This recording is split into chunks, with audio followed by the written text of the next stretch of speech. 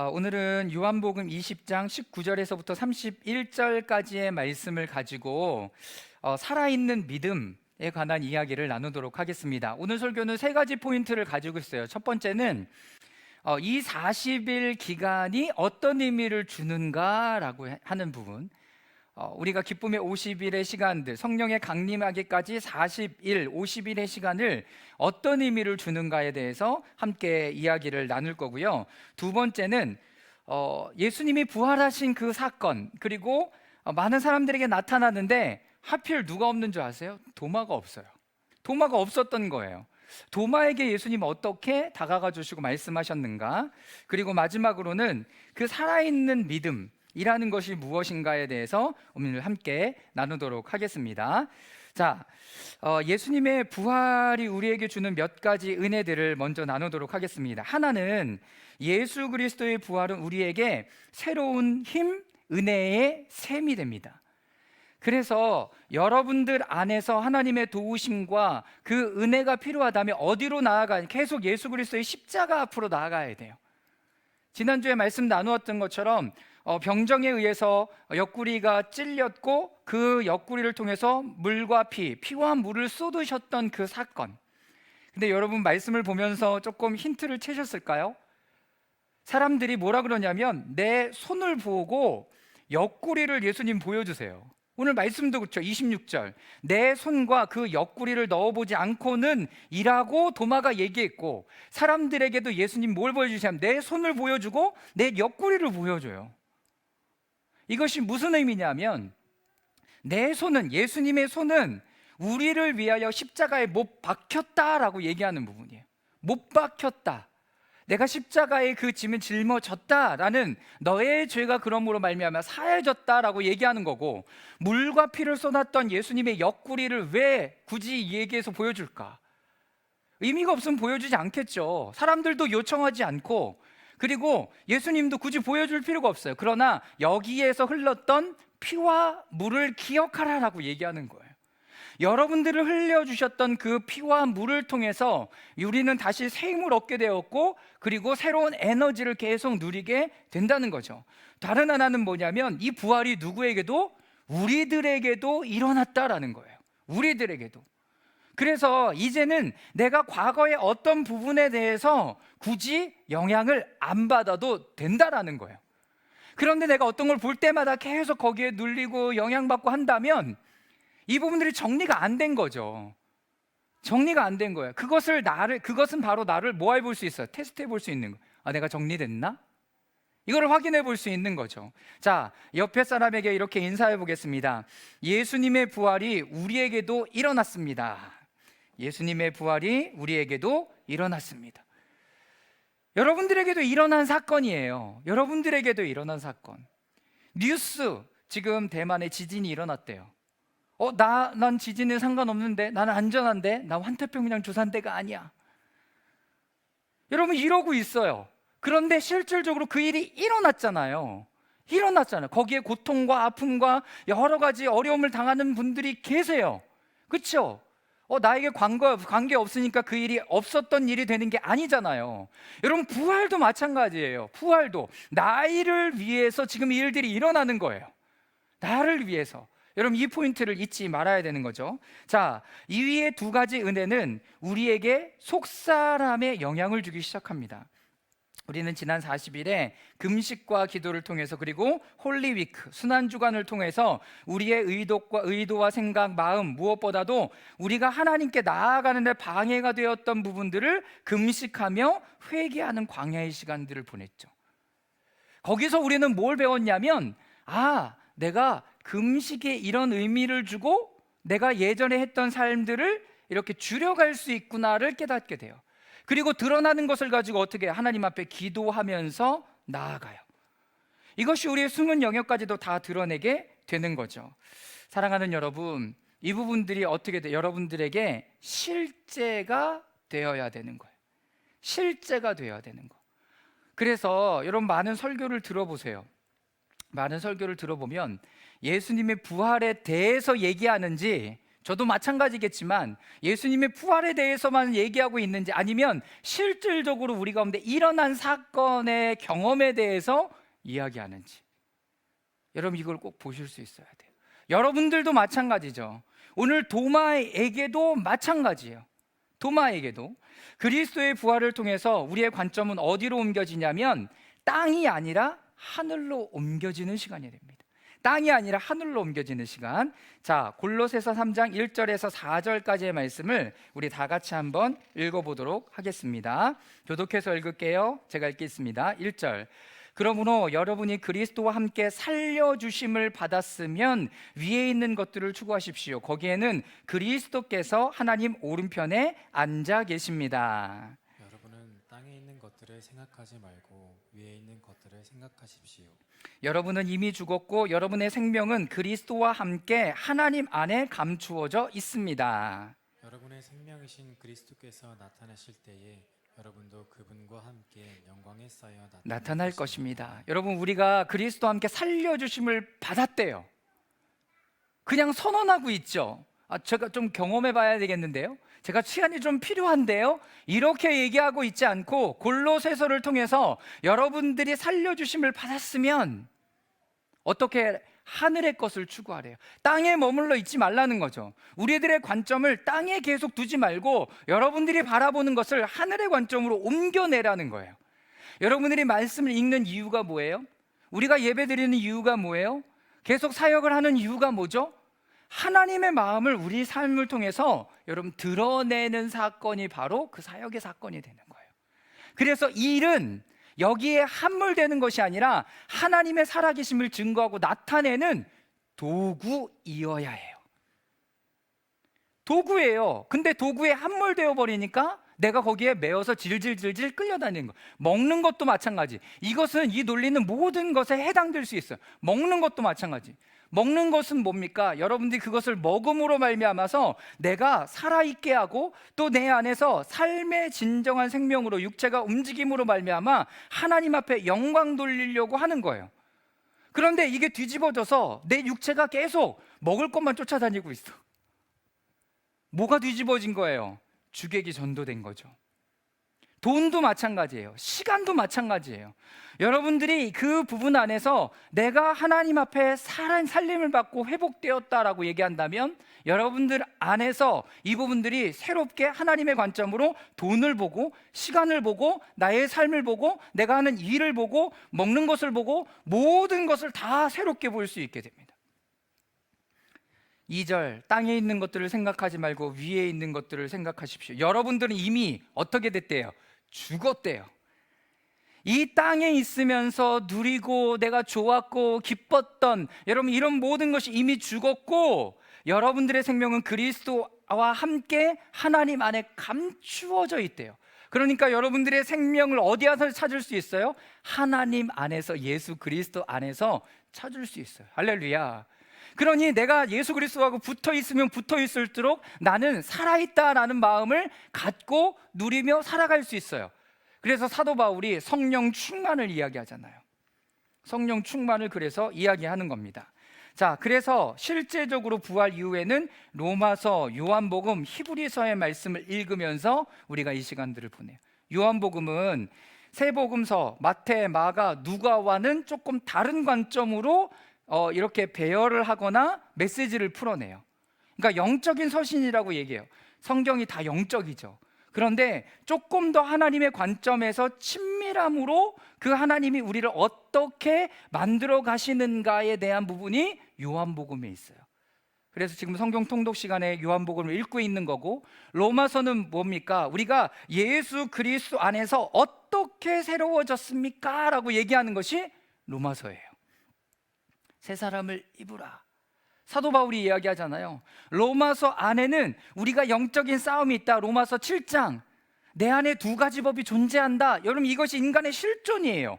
그러나 로마서 8장 1절로 넘어갈 때 어떻게? 그러나 그리스도 예수 안에 있는 자들에게는 결코 정죄함이 없다라고 얘기하면서 그것을 뚫고 나아갈 수 있는 힘을 어디서 찾아요? 예수 그리스도 안에 있다 라고 이야기하는 거죠.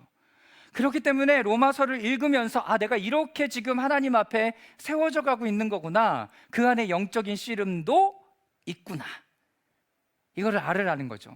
히브리서 말씀은, 구약은 예수 그리스도 오실 메시아에 대한, 예수 그리스도에 대한 이야기를 한다면, 신약은 오신 예수 그리스도에 대해서 이야기해요. 이거를 연결해 주는 고리가 바로 히브리서가 돼요.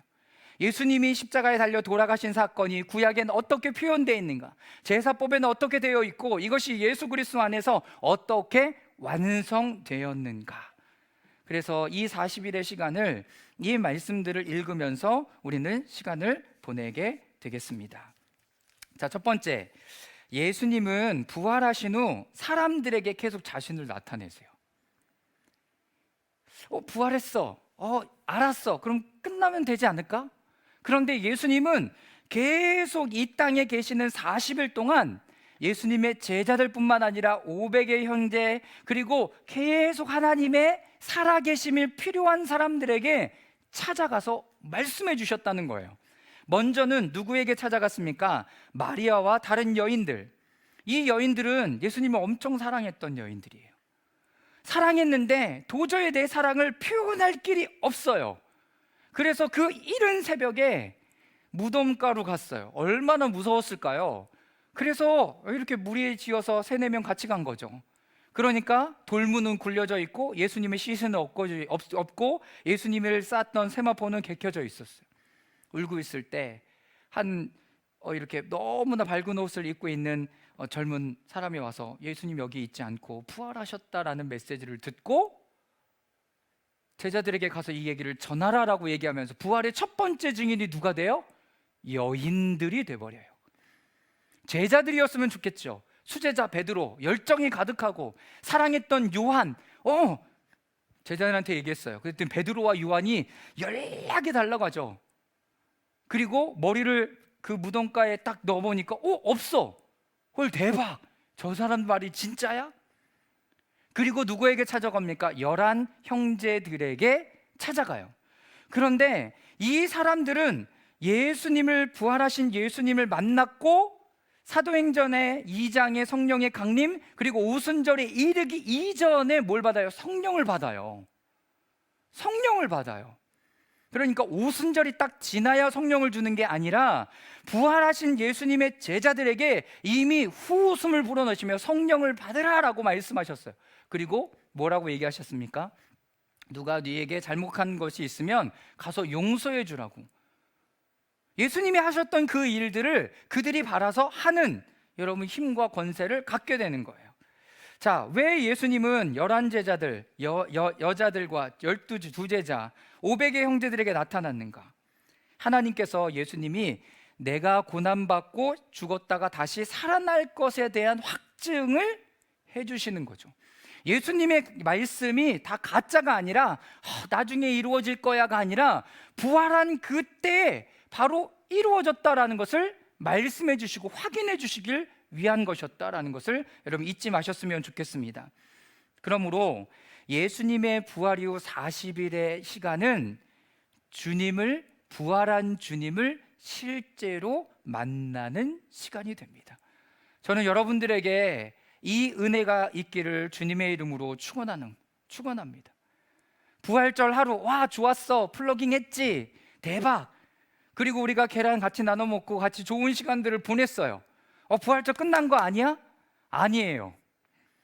지금부터 또 시작되는, 아니죠, 지난주부터 시작되었던 그 모든 시간에 여러분들의 포커스는 예수 그리스도의 부활의 사건이 내 삶의 실질로 어떻게 이루어졌는지를, 여러분, 안테나를 세우고 계셔야 돼요. 안테나를 세우고 있어야 돼요. 나에게도 찾아와 주셨는가? 나에게도 말씀하셨는가? 그것을 경험한 사람이 살아있는 믿음으로 부활의 증인들로 살아가게 됩니다. 그러니까 부활은 너무나 중요한 사건이에요. 지난주에 고린도전서의 말씀을 보면서 얘기했잖아요. 부활이라는 것이 없으면 하나님께서 예수 그리스도를 살려낼 일들도 없고, 우리에게도 정말 바보 같은 일이고 우리가 신앙생활하는 것도 의미 없다라고 사도 바울이 이야기를 해요. 부활은 실제예요. 아직 나에게 임했을 수는 있지만 부활은 없던 것이 아니라 실제로 우리 가운데 일어났던 일이다라는 거예요. 자, 그런데 오늘 본문에 누가 그 자리에 없었습니까? 도마가 없었어요. 도마. 이 도마가 나일 수 있어요. 부활을 경험하지 못했던 도마. 다시 말하면 부활하신 예수님을 경험하지 못했던 나가 될 수 있습니다. 도마는 어떤 사람이었는지 아세요? 많이 이렇게 나와 있진 않지만 초대교회 교부들은 도마를 엄청나게 예수님을 사랑했던 제자래요. 그리고 뭐가 있었냐면 꼼꼼했던 사람이래요. 꼼꼼한. 그러니까 뭐 제이 이런 성향이겠죠. 그래서 다 이렇게 해놓고, 야, 예수님 말씀하셨어? 야, 그게 진짜 실질적으로 일어났어? 야, 난 모르겠어. 이런 결론을 내는. 자, 그리고 정확한 사람이었대요. 예수님이 부활했어? 그냥 말로만 들어서는 이것이 성에 안 찼던 사람. 어떻게 해야 돼요? 내가 진짜, 그래서 뭐라고 얘기합니까? 내가 그 예수님의 그 못자국과 옆구리에 뭘 넣어봐야 돼요? 손가락을 넣어보면 내가 믿겠다라고 얘기할 정도로 확실했던 사람이에요. 희진이 확실했던 사람이야? 아, 네. 이렇게 넣어봐야 되는구나. 똥인지 된장인지 이렇게 찍어 해보고 이렇게 해야 되는 사람이구나. 네. 확신했던 사람이에요. 그리고 아까 말했던 것처럼 열정이 남달랐던 사람이에요. 열정이 남달랐던 사람. 그러니까 예수님을 사랑했어요. 꼼꼼했어요. 그리고 정확했어요. 열정이 남달랐어요. 그러면 지금 누구를 만났다는 소문이 들렸어요? 여인들이 예수님을 만났대요. 그리고 엠마오로 가는 두 제자들에게 나타났대요. 11 제자들에게 나타났대요. 헐, 대박. 왜 나한텐? 이렇게 되는 거죠. 왜 나도 예수님 사랑하는데? 왜 나도 열정적으로 예수님 따랐는데? 나도 예수님 말씀 잘 들었는데 왜 나한테는 안 보여줬지? 이렇게 되는 거예요, 여러분. 이렇게 되는 거예요. 자, 요한복음 11장 8절 말씀 다 같이 한번 읽어보도록 하겠습니다. 자, 이제 이 말씀은 이제 도마에 대한 이야기예요. 8절 말씀 읽겠습니다. 시작. 제자들이 예수께 말하였다. 선생님, 방금도 유대 사람들이 선생님을 돌로 치려 하는데. 네, 선생님, 유대 사람들이 당신을 돌로 치려고 하는데 왜 거기 들어갑니까? 논리상으로 가야 되는 게 맞아요? 안 가야 되는 게 맞아요? 안 가야죠. 예수님을 그렇게 사랑해서 말렸던 사람이 바로 도마였어요. 여러분 중에 혹시 이렇게 생각하는 사람들이 있어요? 나는 부활의 예수님을 만났는가? 말씀을 전하거나 나눌 때 우리 안에 죽었던 부분들이 회복되고 살아나고 얘 본성이 죽었다고 그러는데 나는 그런가? 이런 의심이 들죠. 나는 어느 부분에서 그런 부분들이 일어났는가? 생각도 고민도 마음도 들여서 기도하는데 잘 모르겠다. 확신이 없다. 이런 사람들이 있을 수 있죠. 이런 사람들이 있을 수 있어요. 그게 잘못된 게 아니야. 그랬던 사람이 누구예요? 바로 도마였죠. 부활의 소식을 들었어요. 부활이 나에게 직접적인 영향이 없지만 사실이었어요. 그런데 그것이 나에게 실제가 되려면 내가 그 사건에 어떻게 해야 되냐면 동참해야 돼요. 나의 경험, 그것이 실제가 되어야 되는 거죠. 그럼 그러면 어떻게 하면 될까요? 사역을 열심히 하면 될까요? 제가 여러분들에게 드릴 수 있는 힌트는 하나님께서 또 부활하신 예수님이 여러분들을 찾아오시도록 말씀 가운데 또 함께 예배하는 가운데 공동체가 함께 있는 자리에 함께 계시라라는 권면을 드립니다. 그리고 예수님과 같이 나의 생각과 마음과 이 부분들을 나의 뜻을 십자가에 못 박고 하나님의 말씀에 순종하면서 그 영적인 여정을 가볼 필요가 있는 거죠. 누구든지 나를 따라오려거든 자기를 부인하고 자기 십자가를 지고 나를 쫓을 것이니라 라고 예수님 이야기해요. 그 사건이 실제가 되려면 제가 여러분들에게도 리프레임 세미나 하거나 말씀드려요. 이것이 실제가 되려면 어떻게 해야 되냐고. 내가 그 자리에 있어야 돼요. 근데 재밌는 것은 예수님께서 그 사람에게 정확하게 맞게 찾아와 주신다라고 이야기를 하는 것입니다. 자, 25절부터 26절까지 말씀을 한번 읽어보도록 하겠습니다. 다른 제자들이, 시작. 다른 제자들이 그에게 우리는 주님을 보았소 하고 말하였으나 도마는 그들에게 나는 내 눈으로 그의 손에 있는 못자국을 보고 내 손가락을 그 못자국에 넣어보고 또 내 손을 그의 옆구리에 넣어보지 않고서는 믿지 못하겠소 하고 말하였다. 여드레 뒤에 제자들이 다시 집안에 모여 있었는데 도마도 함께 있었다.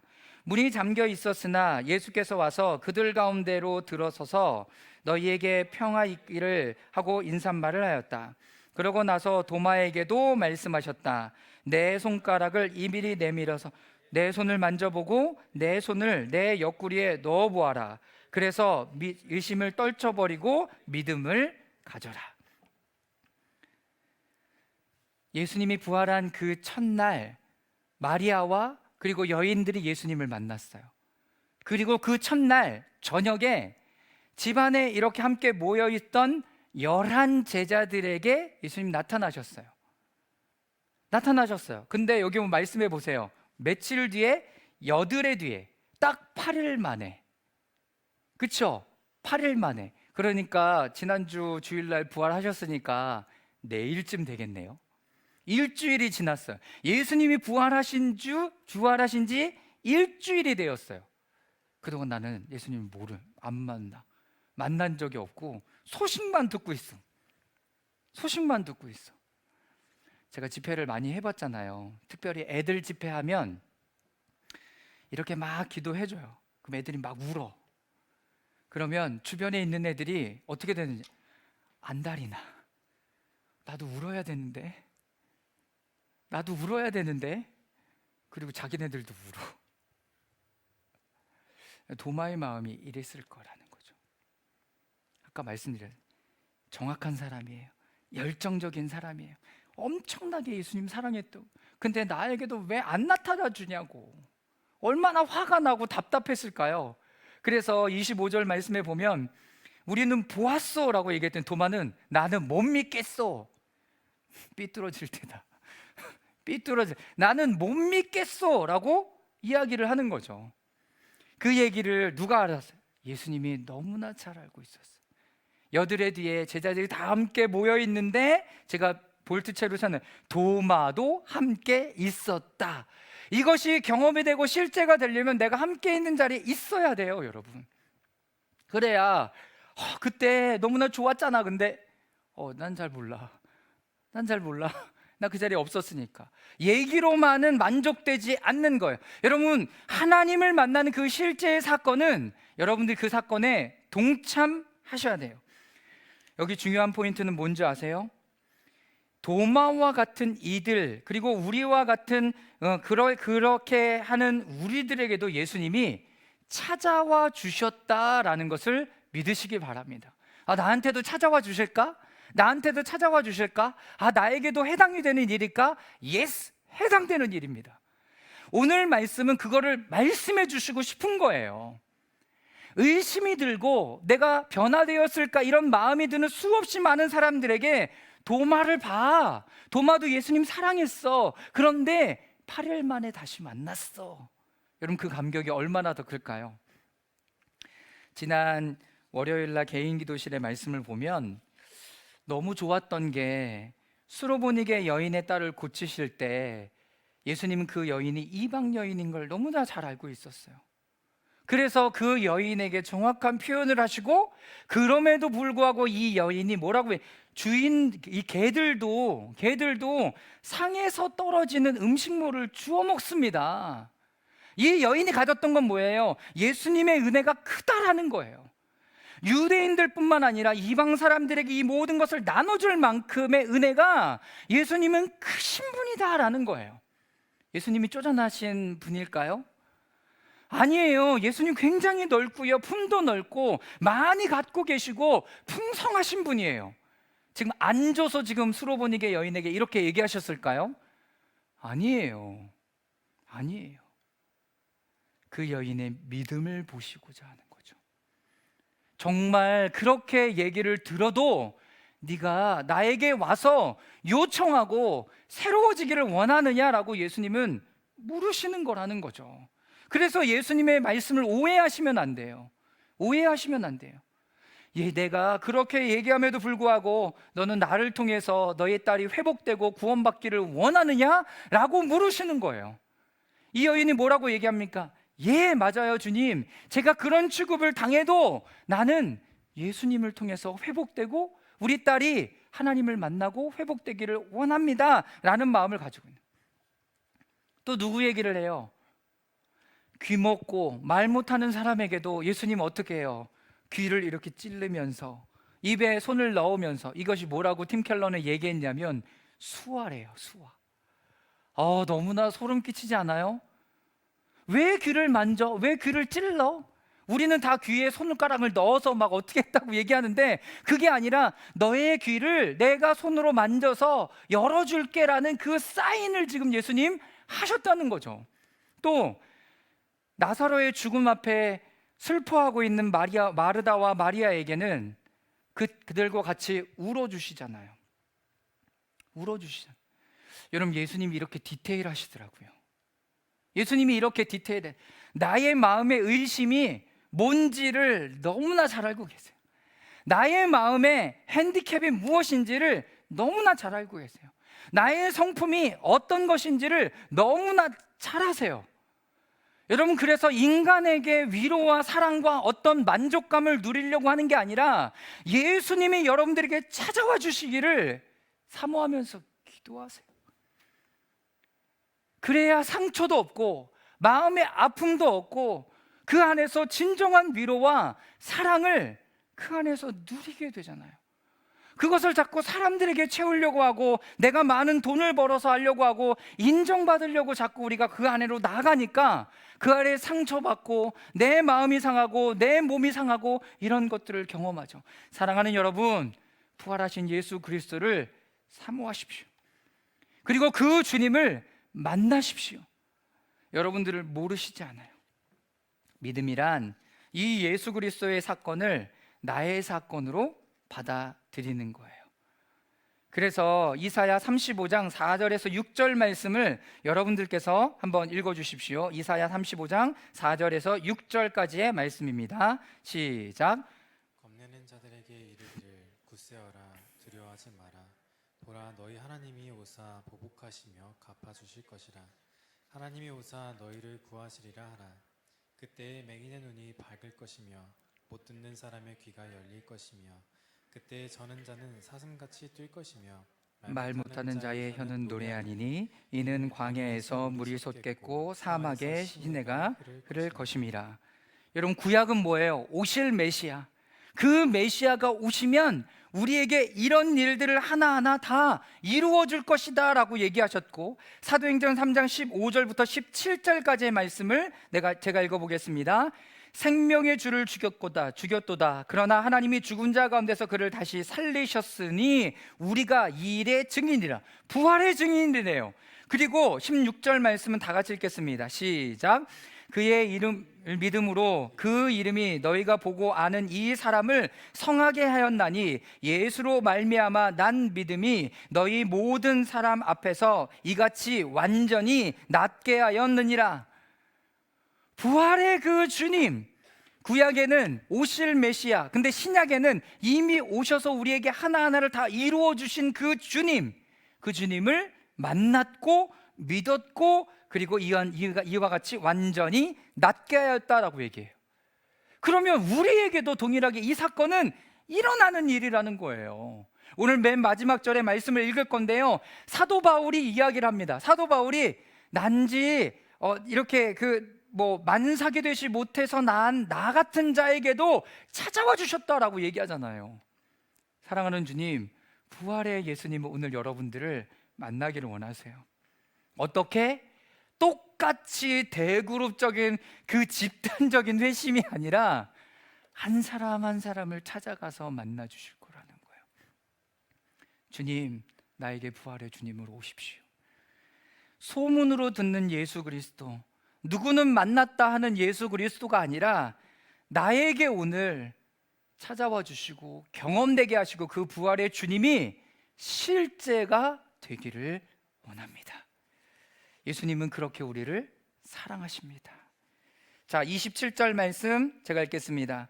그리고 나서 도마에게 말씀하셨다. 내 손가락을 이리 내밀어 내 손을 만져보고 내 손을 내 옆구리에 넣어보아라. 그래서 의심을 떨쳐버리고 믿음을 가져라 라고 얘기해요. 믿음을 가져라 라고 얘기하시죠. 믿음이 없으니까 소식으로면 여러분 이 부분들이 안 돼요. 그런데 예수님 또 뭐라고 하면 보지 않고 믿는 자는 복되다 라고 얘기하시잖아요. 믿지 않고 받아들이는 거죠. 근데 사람마다 다 달라요.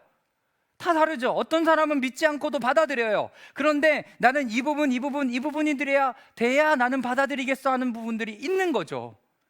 여러분 그걸 잘못됐다 잘됐다라고 말할 수 없는 거예요. 시간이 필요한 부분이죠. 이렇게 예수님을 만나는 살아있는 믿음이 필요합니다.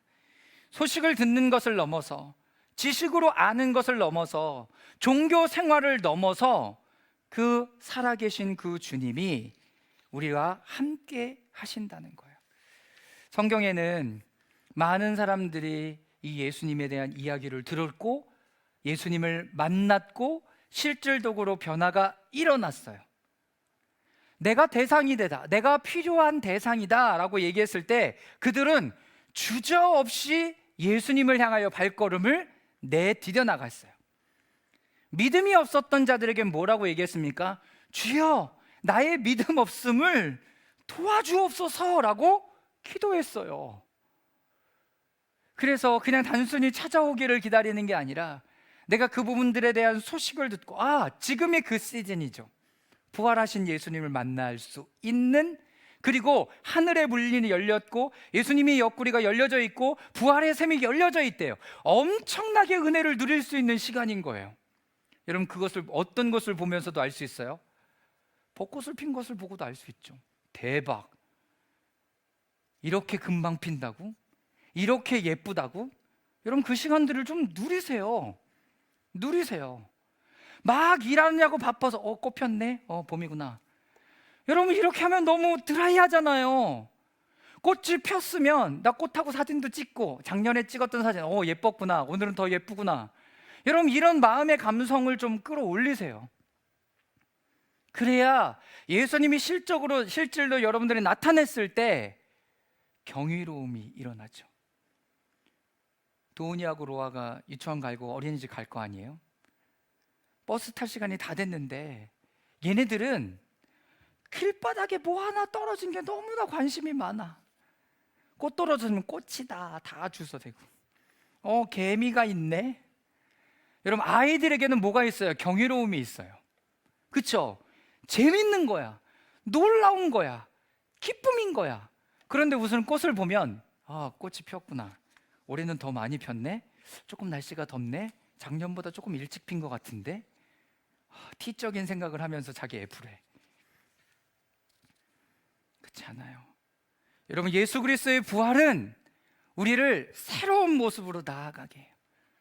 저는 여러분들에게 그 역사가 있었으면 좋겠습니다. 꽃이 폈으면 내가 어디를 가다가 잠시 멈춰서 핸드폰 꺼내드는 여유, 예쁘네요 하나 찍어서 올릴 수 있는 여유, 그 부활의 주님을 경험하고 누리는 그 여유, 아무리 내 일이 바빠도 그 안에서 내가 하나님을 만나고 싶은 간절한 마음으로 주님 앞에 나아가는 이유. 마지막 세 번째, 주의하십시오. 우리 원수 사탄은 계속 우리를 어디에 머물러 있게 해요? 땅에 머물러 있게 해요. 그래서 계속 이 땅으로 끌어내려요. 그러면서 뭐라고 얘기하는 줄 아세요? 야, 금식과 기도는 40일로 끝, 이렇게 얘기를 한다는 거예요. 우리에게 그렇게 주장해요. 그런데 교회에서는 또 40일이 시작돼. 헐, 대박. 근데 그 40일은 예수님을 만나는 40일, 모든 시간을 통해서 예수님을 만나죠. 그런데 관점이 달라요. 우리의 죽었던 영역들을 만나는 사순절의 시간이 지났다면 이제 우리를 새롭게 하시고 변화시킨 그 예수님을 만나는, 여러분 그 40일이 되고 성령의 강림의 시간이 또 우리 가운데 주어지는 거죠. 사단은 계속 얘기할 거예요. 내 안에 부활은 없어. 여러분 그 메시지가 여러분들 안에, 마음 안에 움직여지고 있습니까? 부활은 없어. 이것은 겉으로만 경험하는 거야. 계란 까먹으면 끝이야. 그저 기뻐하기만 하면 돼. 40일 이미 했잖아. 우리 마음에 그런 부분들이 계속 일어나요. 그런데 이 40일을 지나면 지날수록 우리 안에 그 세부적 사항이 어디든지 하나님께서 알게 하시기를 원하시고 깨닫게 해주세요. 아, 이게 작년보다 좀 나아졌구나. 이것이 작년보다 좀 새로워졌구나. 아, 요 시간이 이렇게 움직여지는구나. 이런 것들이 이 40일 가운데 주어진 거예요. 지난주에도 여러분들과 나눴잖아요. 신앙생활을 하면서 부활주의를 만날 때마다 제 머리 가운데, 마음 가운데 들었던 질문. 난 어디서 부활한 거지? 어디서 부활했지? 그 사순절의 시간이 없으니 내가 이 시간을 맞닥뜨렸다고 부활의 어떤 것들을 경험할 수 있겠냐고요? 없죠. 그건 없어요. 그런데 그 시간들을 보내고 어설프하게라도 보내고 금식하고 기도하고 주목하려고 하고, 그래서 많은 캐톨릭이나 정교회에서는 그 시간들을 보낼 때 어떻게 하라라고 얘기하냐면, 그 정교회 시간이나 그 미사의 시간에 함께 참여하라라는 얘기를 해요. 참여. 내 힘으로 안 되니까 그러는 거예요. 나의 어떠함으로는 안 되니까 그 부분에 참여하라고 권면하는 거죠. 그 시간에 참여할 때 계속 들어요. 금식해. 금식하고 있었어? 기도도 했습니까? 이런 얘기들을 계속 하는 거죠. 사랑하는 여러분, 예수님의 부활 이후에 일주일 후에 도마에게 나타나셨고, 그뿐만 아니라 많은 사람에게 부활이 살아있는 믿음의 은혜가 필요함을 예수님은, 하나님은 너무나 잘 알고 계셨어요. 그래서 부활하신 예수님은 우리 각자 앞에 특별하고 개인적인 차원으로 나타나시길 원하세요. 한 명씩 한 명씩 그들의 상황에 맞게, 그들의 원함에 맞게 찾아가고 말씀하세요. 정리하면 예수님의 이 땅에서의 40일은 우리가 부활하신 예수님을 더 구체적으로 만나는 시간이 됩니다. 할렐루야. 여러분, 오늘부터 또 그 부활의 주님에 포커스하세요. 포커스하시고요, 내 안에 어떤 부분들이 새로워졌는지를 여러분 다 찾아서 여러분들의 비망록에, 저널에 여러분 기록해 두세요. 그래야 내년에 다시 이 부분들을 맞이했을 때, 아, 더 새로워졌구나, 더 잘하고 있구나, 이것을 어느 때까지, 우리가 주님을 만날 그때까지. 자, 고린도전서 15장 8절에서부터 10절까지 우리 다 같이 한번 읽어보도록 하겠습니다. 시작. 그런데 맨 나중에 다리 차지 못하여 난 자 같은 나에게도 나타나셨습니다. 나는 사도들 가운데 가장 작은 사도입니다. 나는 사도라고 불릴 만한 자격도 없습니다. 그것은 내가 하나님의 교회를 박해했기 때문입니다. 그러나 나는 하나님의 은혜로 오늘 내가 되었습니다. 나에게 베풀어 주신 하나님의 은혜는 헛되지 않습니다. 나는 사도들 가운데 어느 누구보다도 열심히 일했습니다.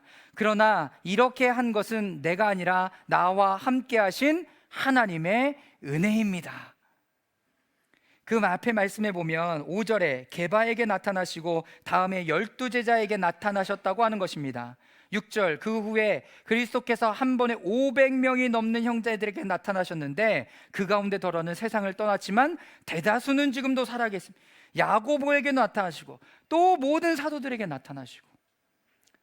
여러분, 그런데 왜 우리에게는 안 나타나시겠어요? 만삭이 되어서 태어나지 못했던 바울에게도 찾아갔는데, 바울이 정말 예수님이 신실하게 믿었던 사람입니까? 자기 스스로 얘기해요.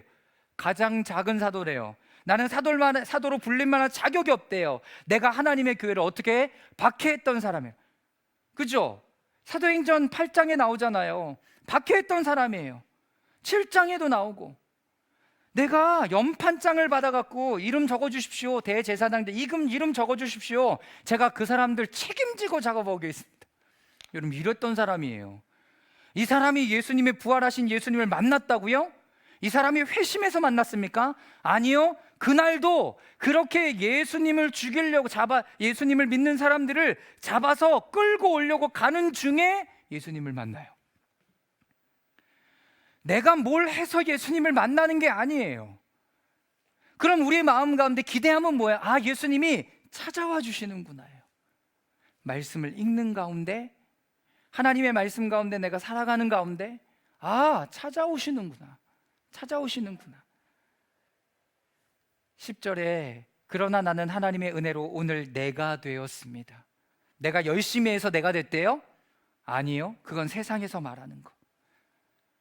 오늘 사도 바울은 나에게 베풀어 주신 것, 하나님의 은혜는 헛되지 않습니다라고, 나는 누구는 더 열심히 일했습니다. 그러나 이렇게 한 것은 내가 아니라 나와 함께 하신 누구의 은혜?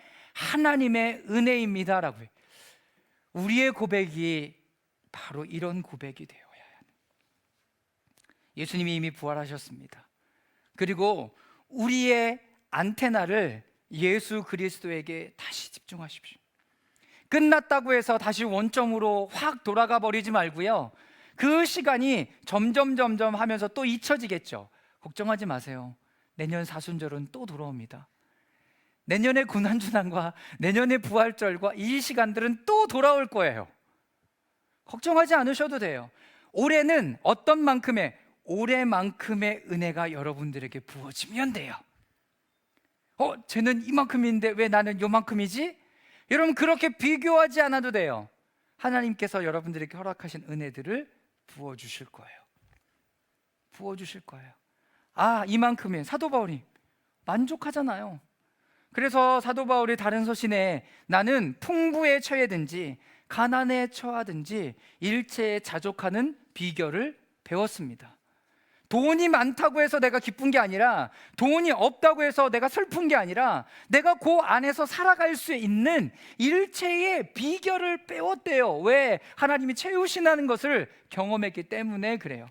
사랑하는 여러분, 걱정하지 마세요. 하나님이 여러분들에게 맞는 은혜로 오늘 임해 주실 것입니다. 기도할까요? 오늘 기도할 때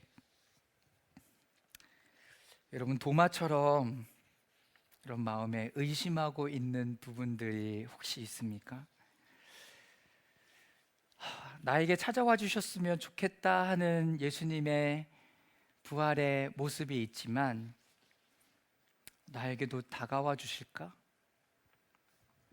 조바심이 나기도 하겠죠. 나에게도 찾아와 주실까 하는 마음이 있겠죠.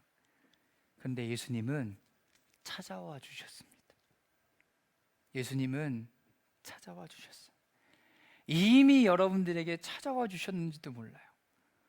그런데 내가 거부하고 있을 수도 있어요. 복음은 뭡니까? 예수님께서, 하나님께서 예수 그리스도를 통해서 이 땅 가운데 이미 일해 두신 사건이 바로 복음의 사건이잖아요.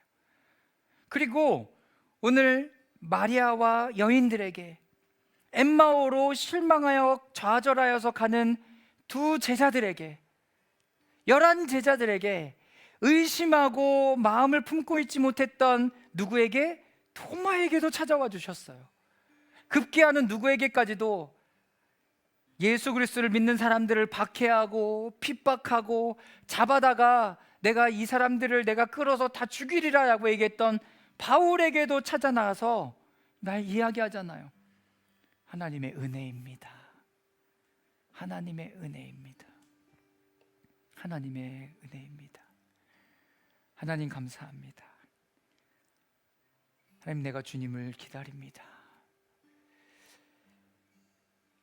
여러분, 두 눈을 감으시고요, 허리는 곧게 펴시고 두 손을 하나님 앞에 내어드리십시오.